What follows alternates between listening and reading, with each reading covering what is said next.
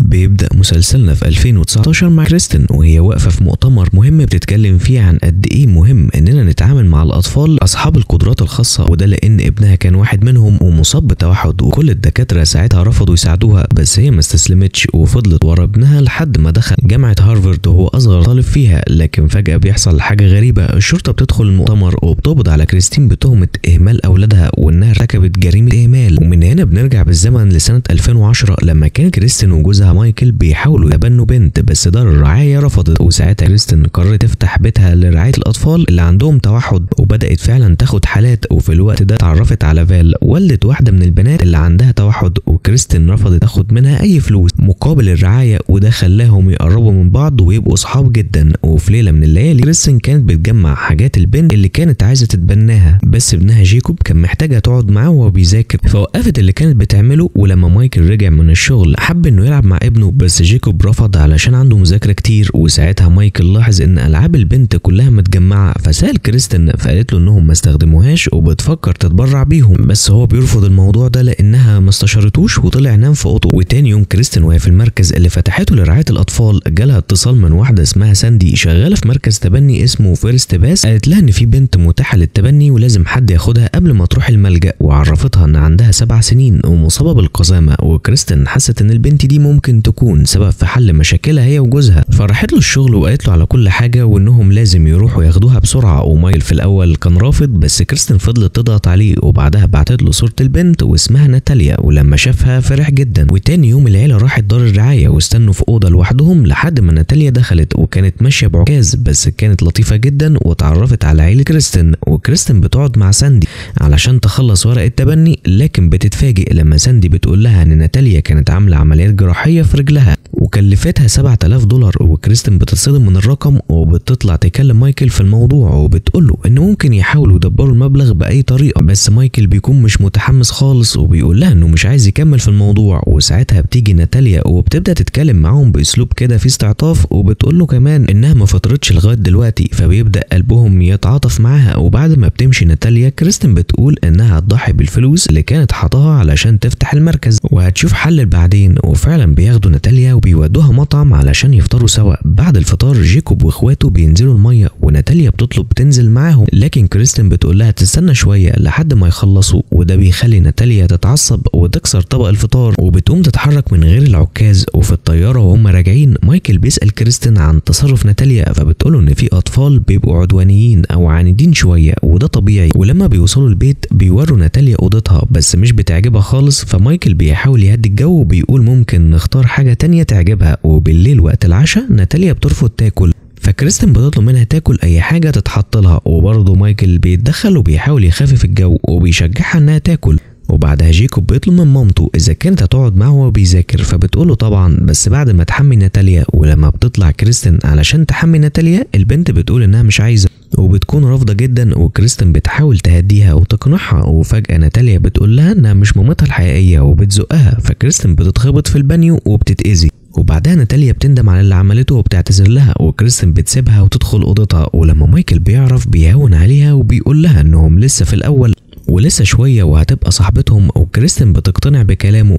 لكن تاني يوم جيكوب بيلاقي رسومات على الازاز معمولين بقلم تلوين، ولما بيسأل ناتاليا بتقوله ان هي اللي عملت كده علشان شافت جيكوب بيعمل كده. فكريستين بتتدخل وبتشرح لناتاليا ان جيكوب حالة خاصة وان تصرفاته مختلفة عن باقي الاطفال ولازم نتعامل معاه بطريقة تانية. وناتاليا بتقول ان مايكل جاب لها اكل تاني ولعب معاها العاب فيديو، وده بيعصب كريستين اكتر لانها بدأت تحس ان جوزها قريب من البنت اكتر منها. وبتتفاجئ كريستين لما بيرفض جيكوب انها توصله المكتبه وبيقول لها انه عايز بابا هو اللي يوصله، فده بيخليها تحس ان ناتاليا بدات تغير العيله كلها. وفي وسط كل ده بتشوف كريستين ان ناتاليا فرحانه ومبسوطه بالتغيير اللي بيحصل في العيله، فبتبتدي كريستين انها تاخد ناتاليا معاها على مركز الرعايه اللي بتفتحه. لكن هناك ناتاليا بتبدا تعمل صوت مزعج ومشتت لكريستين وكانها بتختبر صبرها وبتخليها مش عارفه تركز. وفي اللحظه دي بيجي تليفون من مايكل وبتقوله ان شركه الصيانه رفضت تيجي علشان الفلوس ما وصلتش، فبيرد عليها انه معهوش فلوس دلوقتي ولازم يستنوا لحد ما المرتب ينزل. وكريستين كمان بتقول انها تتصرف، وفعلا بتروح لفال صاحبتها وبتقول لها ان عندها عجز في الفلوس اللي كانت محتاجاها لافتتاح المركز ومش قادره تكمل لوحدها، وبتطلب مساعدتها. وفال بترد من غير تفكير وبتوافق انها تساعدها طبعا. وبعد شويه فال بتسال كريستين عن علاقتها بناتاليا، فكريستين بتقول لها ان العلاقه بينهم بقت غريبه وان ناتاليا قريبه من مايكل اكتر منها، وده بيخليها تحس انها بره الصوره، وبتعترف كمان انها سكتت وتراجعت علشان كانت عارفه ان مايكل لسه متاثر بالطفله اللي فشلوا في تبنيها زمان. وفال بتنصحها انها تحاول تحتوي نوبات الغضب بتاعت ناتاليا وما تسيبش نفسها تتشد معاها. وبالليل كريستين بتدخل لجيكوب وبتحاول تصالحه، وبيفهم منها انها كانت مشغوله وتعبانه بسبب ناتاليا، وبتوعده انها تقعد معه وبيذاكر. وجيكوب بيفرح وبيقبل اعتذارها، وبيجي يوم افتتاح المركز وكريستين بتبقى مشغوله بتحضير الاكل واللمه. وفجأة ناتاليا بتدخل وهي مش عاجبها اللبس اللي جابوه لها، وبتستغل ان كريستين مشغولة وبتروح تقطع الخضار بنفسها، وكريستين بتتخض جدا وبتجري تمنعها، بس ناتاليا بتبص لها بصة كلها شر وكأنها بتتحداها. واول ما مايكل بيوصل بتحكي له كريستين على اللي حصل، وبتقوله انها بدأت تخاف من ناتاليا انها تدمر لها الافتتاح، فبتطلب منه يقعد جنب ناتاليا ويخلي باله منها لحد ما اليوم يعدي على خير. ومايكل بيروح يتكلم مع ناتاليا وبيشرح لها ان اللي حصل مش مقصود وان العيلة بتحب بعض، وبيحكي لها ازاي هو كان عنيد بس كريستين علمته يكون اب كويس. وناتاليا بتفرح بالكلام ده وبتحس انها جزء من العيله فعلا. وفي الوقت ده كريستين وجيكوب بيكونوا وسط الصحفيين ومبسوطين وفخورين باللي حققه جيكوب. وكمان كريستين بتقول كلمة الافتتاح، لكن فجأة ناتاليا بتدخل وهي بتعيط وبتقول انها مش عارفة تلبس الفستان، وبتحاول تجبر كريستين انها تساعدهم قدام الناس. وكريستين بتحاول تحتوي الموقف وناتاليا بتعتذر لها قدام الكل، وده بيخلي الناس تبص لهم بنظرة تعاطف اكتر وكأنهم فعلا أسرة متماسكة. بس بالليل المفاجأة بتحصل، ناتاليا بتدخل أوضة كريستين وبتصحيها وهي واقفة قدامها وفي ايديها سكينة، وكريستين بتتجمد مكانها من الخضة، لكن ناتاليا بعد لحظات بتمشي من غير ما تقول ولا كلمة. وفي سنة 2019 بيجي محقق لبيت مايكل علشان يسألوا عن اللي حصل بين كريستين وناتاليا وقت ما كانت كريستين بتربيها. وأول ما بيدخل بيلاحظ إن مايكل متجوز جينيفر اللي كانت صاحبته، وبيبقى باين عليهم ان في انسجام بينهم، وبيعرف انهم متجوزين بقالهم سنتين. والمحقق بيبدأ يسأله عن حياته القديمة وعن علاقته بكريستين وازاي كانت بتتعامل مع ناتاليا. فمايكل بيرد وبيقول ان كريستين وناتاليا ما بيتكلموش من سنين، وبيقول كمان ان كريستين كانت مجنونة. وفي اللحظة دي بنشوف كريستين وهي بتسمع الكلام وبتنفي كل اللي مايكل قاله وبتقول ان ده كذب، وبتبدأ تحكي حكايتها من وجهة نظرها. وبنرجع للمشهد اللي كانت فيه كريستين نايمة وفجأة صحيت وشافت ناتاليا في اوضتها وهي ماسكة سكينة، بس لما قامت تدور وراها لقت ناتاليا نايمة في سريرها عادي، وابتدت تشك في اللي شافته. وكريستين بتدور على السكينة اللي شافتها في ايد ناتاليا لكن مش بتلاقيها، وبتحاول تاخد من ناتاليا اللعبة بتاعتها، لكن ناتاليا بتصرخ ومايكل بيدخل بسرعة ويحاول يهديهم. لكن في الاخر كريستين بتاخد اللعبة وبتفتشها بس مش بتلاقي حاجة جواها، فبتخرج على المطبخ تدور على السكينة وسط ادوات المطبخ، لكنها بتلاقي ان كل حاجة في مكانها. ومايكل بينزل وبيحاول يهدي كريستين وبيقول لها انها بدأت تتخيل حاجات زي والدها، وكريستين بتخاف لكنها لسه حاسة ان ناتاليا مش بتحبها. ومايكل بيقترح انها تديها فرصة تانية. وتاني يوم ابنها ايسن بيجي وبيسألها عن لعبته، بس كريستين مش بتدي الموضوع أهمية كبيرة. وبعدها بتقول لمايكل يطلع لناتاليا علشان يخليها تلبس وتنزل المدرسة. ومايكل بيطلع وبيلاقي ناتاليا لابسة هدوم مش بتاعتها ولابسة لبس أخوها ومش عايزة تنزل، فبيحاول يهزر معاها ويقلد تصرفات غريبة علشان يضحكها. وفي وسط ده بيبص تحت سريرها وبيلاقي لعبة ايسن بس راسها مقطوعة، وبيتفاجئ وبيسألها عملت كده ليه، لكنها بتعيط وبتسكت ومش بترضى تقول حاجة. فمايكل بيوعدها انه مش هيقول لكريستين على اللي حصل ويستنى لحد ما ناتاليا بنفسها تقول السبب.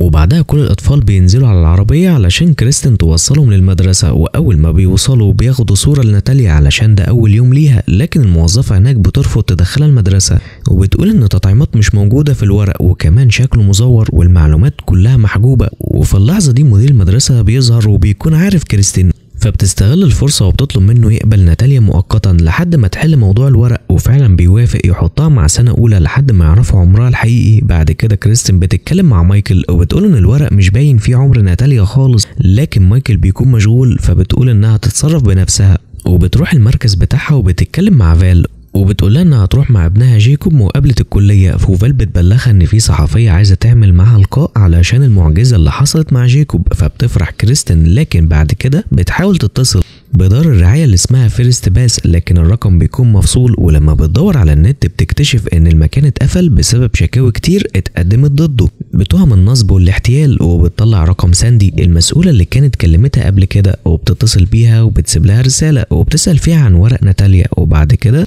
بتروح مع جيكوب المقابلة، وهناك بتحس بالفخر ان ابنها بقى عبقري ومناسب للكلية فعلا. لكن وهي في المقابلة بيجيلها اتصال من ساندي، فبتخرج تكلمها، وساندي بترفض تقول لها تفاصيل، وبتقولها ان لو عرفت الحقيقة ممكن تتورط. وبتضيف كمان ان ناتاليا عارفة كل حاجة ونصحتها انها ما تكلمهاش تاني. ولما كريستين بترجع تكمل مقابلة مع جيكوب بتكتشف انه اتقبل فعلا، لكن لما بيعرضوا عليهم يسكنوا في سكن الكلية كريستين بترفض لانه لسه صغير. وبعدها بيجي لها اتصال من مدير مدرسة ناتاليا الجديد، وبيقول لها ان ناتاليا ضربت زمايلها واتنمرت عليهم، وكريستين بتحاول تقنعه انها ضحية وعايزة مساعدة، بس هو بيصرخ ان ناتاليا ما ترجعش المدرسة غير لما يكون الورق كله كامل. وهم راجعين بالعربية كريستين بتكون مخنوقة وبتسأل ناتاليا عن ماضيها وعنوانها القديم، بس ناتاليا بتتعصب وبتبدأ تلعب في قفل باب العربية، وفجأة بتفتحه وهي ماشية، فكريستين بتوقف العربية وبتزعلها جامد. ولما بيرجعوا البيت كريستين بتبدأ تدور أكتر عن دار الرعاية اللي جابوا منها ناتاليا، وبتكتشف إن المكان اتقفل تماما، وكمان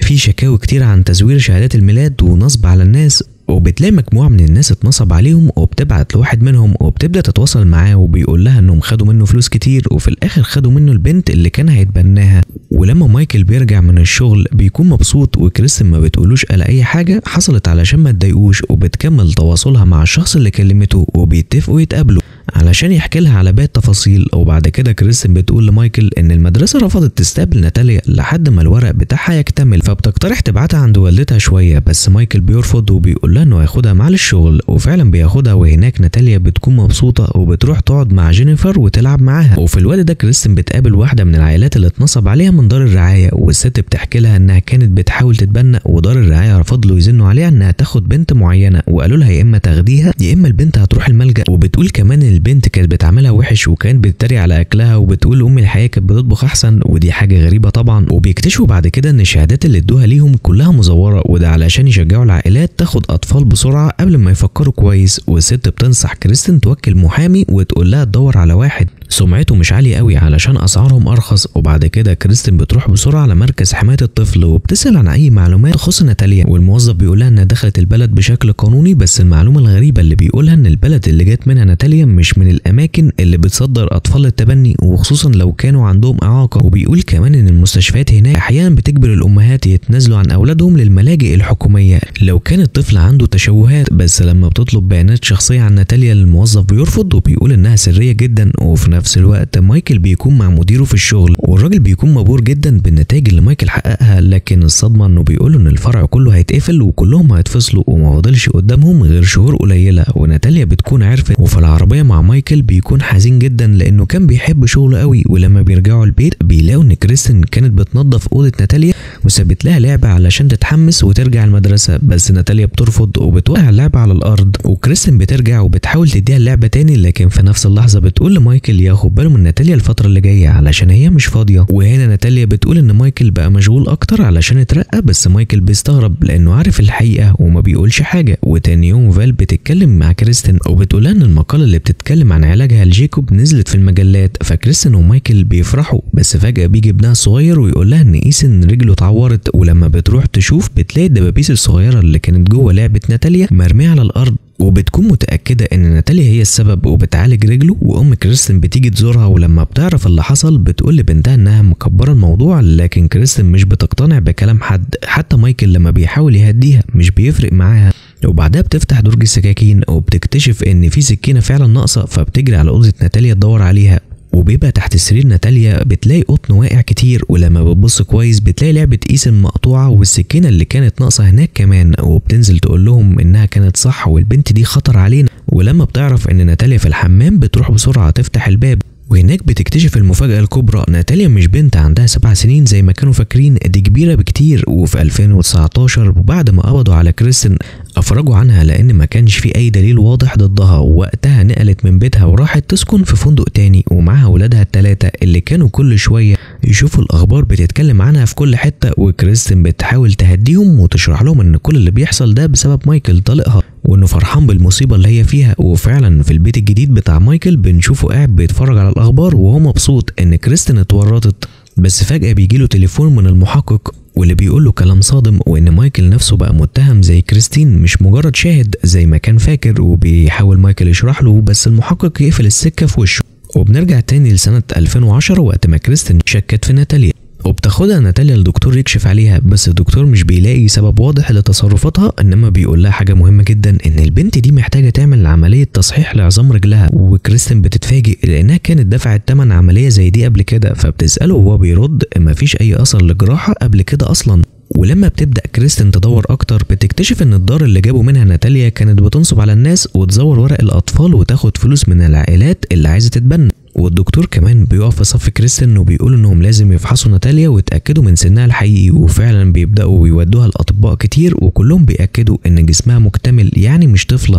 بس في المقابل تصرفاتها بتبدا تسوء اكتر من الاول، لحد ما راحوا لدكتوره روحانيه وقالت ان ناتاليا عندها حاله نفسيه بتيجي للشباب فوق 18 سنه، وعلاجها انهم يتعاملوا معاها كأنها طفلة علشان يعيدوا تشكيل عقلها. وفعلا مايكل بيبدأ يطبق العلاج ده، لكن كريستين لسه مش مرتاحة وحاسة ان عمر ناتاليا اكبر من اللي بيقولوه او مش عارفين يثبتوا ده. وفي الشغل المدير بيقول لمايكل ان النهارده ده اخر يوم ليهم، حتى بعد ما حاول يقنعه يسيبه بس المدير بيبقى مصمم. وفي نفس الوقت كريستين بتقدم طلب للحكومة علشان تجيب شهادة ميلاد ناتاليا، وفجأة بيجي لها اتصال من قناة مشهورة جدا عايزين يعملوا معاها مقابلة، فبتوافق وبتبدأ تنظف البيت. وهي بترتب أوضة ناتاليا بتلاقي جوه الدولاب شرابات فيها دم، وساعتها بتفهم ان ناتاليا بتخبي عليهم ان بيجي لها الدوره، يعني كده هي مش طفله اصلا. وتاني يوم وهي في المدرسه المدير بيقول لها ان ناتاليا بقت اهدى، لكن بيفهمها بشكل غير مباشر انه مش عايزه تقعد مع المدرسين وقت الاستراحه. وبعد شويه تيجي فال وتسال كريستين عن الصحفيين اللي هيقابلوها، وبتقول لها انها كمان سجلت معاهم واتكلمت عن نجاح كريستين. لكن لما بتسالها تلبس ايه في اللقاء كريستين بتبقى مش عارفه، ففال بتقترح تيجي عندها البيت قبل اللقاء علشان تساعدها. وفي الوقت ده مايكل بيكون في الشغل ومحبط، بس جينيفر بتحاول تهون عليه وبتقول انه لازم يقول لمراته الحقيقه. وبعد كده كريستين وهي في العربيه مع ناتاليا بتسالها عن الشرابات اللي لقتها في الدولاب، وناتاليا بتفضل ساكته طول الطريق لحد ما كريستين بتسالها امتى بدات الدوره. وساعتها ناتاليا بتتعصب وبتحط ايديها على عين كريستين وهي سايقه، فالعربيه بتعمل حادثه. ولما كريستين بتطلع من العربيه بتفتكر انها خبطت ابنها وبتنهار، وبعدها بتقول انها لازم تروح هي والولاد عند فال. وهناك فال بتحكي لها عن فيلم اسمه اورفن، وبتقول لها ان في بنت كانت عامله نفسها طفله وطلعت عندها قزامه وفي الاخر قتلت العيله كلها. وناتاليا بتخاف من القصه دي، لكن فال بتهون عليها وكريستين بتنزل علشان تروح المقابله بتاعتها. واول ما بتوصل بتاخد بالها ان ناتاليا سايبه واحده من الشرابات بتاعتها في المكان، وبتحاول كريستين انها ما تديش الموضوع اهتمام علشان ما تلفتش نظر حد. وبعد ما المقابله بتخلص ابنها جيكوب بيجي وبيقول لها انه مش عايز يعمل مقابلات تاني علشان بيحس انها بتتغير وهي بتتكلم عن نفسها، حتى صوتها بيبقى مختلف. وكريستين بتوافق، بس بعد لحظات بيوصل مايكل وناتاليا، وساعتها كريستين بتروح لناتاليا وبتقول لها انها عارفه اللي عملته وبتجبرها تعترف انها كانت عندها الدوره وانها بتخدع مايكل كمان. وتاني يوم كريستين بتبدا تدور على طريقه تعاقب بيها ناتاليا، وبتلاقي على موقع طريقه للعقاب، وبتروح تقول لناتاليا ان اي حاجه بتقدمها ليها من دلوقتي هتبقى امتيازات، وكل يوم هيكون عندها مهمه. وبتبقى النهارده مهمتها انها تنظف المطبخ. ولما ناتاليا بترفض كريستين بتقول لها انها تقف عند الحيطه وبتخرج موبايلها تصورها، بس ناتاليا بتقول لها ان مايكل بيكذب وانه ما ترقاش والفرع اللي شغال فيه قفل من زمان وهو قاعد من غير شغل بقاله شهور. وبعد شويه لما بتتاكد فعلا من كلامها مايكل بيدخل وبيقول ان يومه كان طويل وجايب لها البريد. وكريستين بتفتح ظرف جاي من الحكومه وبتلاقي فيه مفاجاه خطيره بس ما بتقولش لناتاليا.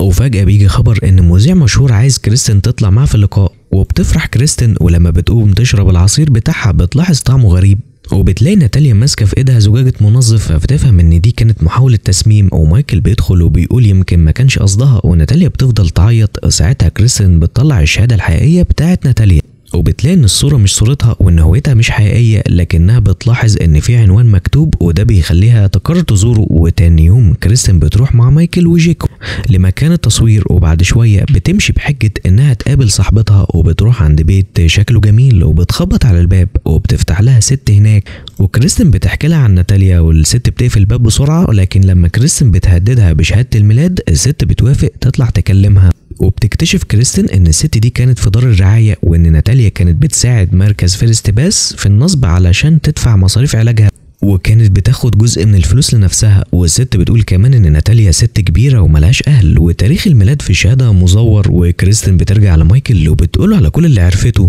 لكن مايكل بيحس ان كل ده تأليف من كريستين وان والدها كان بيتوهم حاجات قبل ما يموت، وكريستين بترد وبتقول له انها عارفه انه ساب شغله وان اللي فضحته هي ناتاليا، وبتقول له كمان انه في حاله انكار.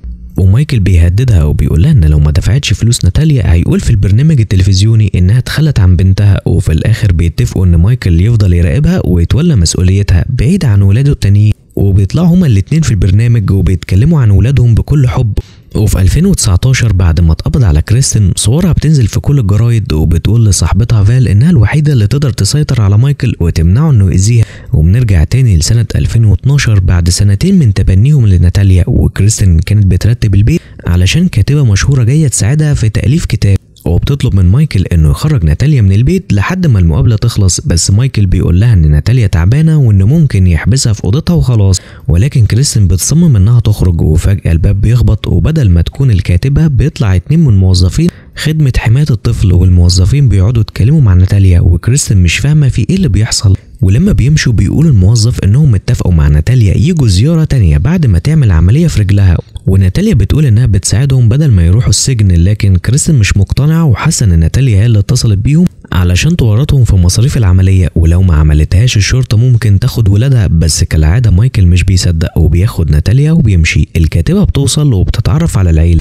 بس ناتاليا ما بتبقاش موجوده في الصور، فكريستين بتاخد الكاتبه وبيخرجوا بره يتكلموا، وناتاليا بتعمل العمليه وبيكون مايكل هو المسؤول عن رعايتها وقتها. اما كريستين فكانت لسه بتقابل الكاتبه وبتتكلم قدامها ان حياتهم مستقره وانهم منسجمين. ورغم ان الحقيقه غير كده، كريستين كانت بتلاحظ ان حاله ناتاليا بتتحسن كل يوم عن يوم، وده كان مقلقها اكتر واكتر لحد اليوم اللي الكاتبه قالت انها خلصت كل حاجه تخص الكتاب، بس محتاجه تزور البيت علشان تحط اللمسات الاخيره. وكريستين بتبعت رساله لمايكل علشان يخبي ناتاليا قبل ما الكاتبه توصل. وفعلا الكاتبه بتيجي وبتسال كريستين عن مصدر دخلهم، وكريستين بتقول لها ان مايكل مش بيشتغل حاليا لكنه بيجرب في حاجه جديده وانه مجتهد، ومايكل بيسمع الكلام وبيفرح. بس بعد لحظات جيكوب بينادي على كريستين علشان تروح معاه، وبتتفاجئ ان ناتاليا بترمي لعب ايثن في الطريق، وبعد ما الولد بيجيب اللعب تاني بيرجعوا كلهم البيت. وكريستين بتحس بالاحراج من اللي حصل قدام الكاتبه، لكن الكاتبه بتهديها وبتقول لها انها مش مهم انها تخفي معلومات عن صاحب الروايه، والمهم الناس اللي حواليه يلتزموا بالحكايه المكتوبه. وكريستين بتقول لها انها تاخد ولادها وتروح تعيش عند امها شويه لحد ما يلاقوا حل مع ناتاليا. وتاني يوم بتاخد العيال وبتروح على بيت جدتهم، وساعتها مايكل بيبقى لوحده في البيت مع ناتاليا. والغريب بقى ان ناتاليا بتكون لطيفه جدا ومهذبه طول اليوم، ومايكل بيحس ان الوضع هادي فبيتصل بكريستين وبيسيب لها رساله في التليفون، وبعدها بيقفل وبيكمل يومه. وبيروح يقول لناتاليا انه عنده مقابله شغل مهمه، وبيطلب منها تكون هاديه وما تعملش مشاكل علشان يتقبل. وبيبدا يستعد كويس للمقابله وبيلبس وبينظم كلامه وكل حاجه ماشيه تمام. بس هو لسه بيتكلم في المقابله الباب بيخبط فجاه، وبيخرج يلاقي الشرطه على الباب، والسبب ان ناتاليا كانت بتحاول تطلب بيتزا ومش عارفه تتصرف فاتصل بالشرطه. ومايكل بيعتذر للشرطه لكنه بياخد غرامه بسبب اللي حصل، وبيرجع يحاول يكمل المقابله، لكن بيتفاجئ ان صاحب الشغل قفل المكالمه اصلا. ومايكل بيتعصب وبيروح يواجه ناتاليا، وهناك بترد عليه بمنتهى البرود وبتقول انها قصدت تتصل بالشرطه علشان ما يتقبلش في الشغل، وكمان بتقول له بكل برود انها عايزاه هو وكريستين يموتوا. وتاني يوم كريستين بتتفاجئ ان مايكل رجع البيت ومعاه ناتاليا، وبتسيبه وبتروح تكلمها لوحدها وبتسالها بصراحه انت عايزه ايه؟ عايزانا نسيب حياتنا واولادنا علشانك؟ بس كالعاده ناتاليا بتمثل انها مش فاهمه حاجه ومش عارفه هي بتتكلم عن ايه. وبعدها مايكل بيشوف بعينه ان كريستين وقعت على سلك كهرباء وبيروح يجري علشان ينقذها، وكريستين بتقول له انها متاكده ان ناتاليا كانت بتحاول تقتلها، لكن المره دي مايكل بيصدقها وبيقول لها انه فعلا بقى شايف ان ناتاليا مختله عقليا بس مش عارف يتصرف ازاي. وكريستين بتقترح عليه ياخدها مصحه نفسيه وهي هتروح تقعد في البيت لحد ما يلاقوا حل. بس بالليل لما مايكل بيرجع بيطلع لسه ما ودهاش، وبيقول ان المصحه كانت مليانه ومفيش مكان، فقال لها الحل دلوقتي انهم يحبسوها في اوضتها وكمان يراقبوها بالكاميرا لحد ما يلاقوا مكان تاني. وناتاليا بتبدا تصرخ بصوت عالي ومايكل بينزل يحاول يهديها، بس فجاه الكهرباء بتقطع وبعدها الباب بيخبط، وبيطلع الجيران كانوا سامعين صوت الصريخ فبلغوا الشرطه، والشرطه بتيجي وكريستين بتحاول تشرح للمحقق ان ناتاليا عندها مشكله وانهم عازلينها عن باقي البيت. والمحقق بيسال عن عمرها الحقيقي، لكن كريستين بتقول انها اصلا مش عارفه عمرها وان ناتاليا كدبت في هويتها وكل حاجه. والمحقق بيصر يدخل يتكلم معاها بنفسه، ولما بيطلع بياخد الورق اللي مع كريستين ويبص عليه، وبيلاحظ فعلا ان صورة ناتاليا في شهادة الميلاد مش هي، وان حتى شكلها متغير بشكل غريب، وان مع الفرق 4 سنين بس. وبيسألهم ليه ما لغيتوش عقد التبني، فبترد كريستين انها مش قادرة ترميها لعيلة تانية ممكن تنصب عليها كمان. والمحقق بينصحهم يلجأوا للشرطة رسميا، وبيقول لهم كمان انهم ممكن يعدلوا تاريخ ميلادها بعد فحص دكاترة متخصصين. وبالفعل الاجراءات بتبدأ وكل حاجة بتمشي بسهولة، وبيكتشفوا ان عظام ناتاليا العمر شخص بالغ، فبتبقى قانونيا انسانة كبيرة في السن، وبيقرروا ينقلوها في مكان تاني تعيش فيه لوحدها. بس مايكل وكريستين بيفضلوا هما الوصيين عليها، وقبل ما يمشوا بيقولوا لها لو حد سألك عن سنك هتقول انك 22 سنة حتى لو شكلك اصغر من كده بكتير. وبيودعوها وبيمشوا. ولهنا بتخلص حلقتنا. لو عجبك الفيديو يا ريت تشترك في القناة وتفعل زر الجرس علشان يوصلك كل جديد. ولو في مسلسل او فيلم حابب اننا نلخصه يا ريت تعرفونا تحت في التعليقات. شكرا ليكم، اشوفكم في الفيديوهات اللي جاية. سلام.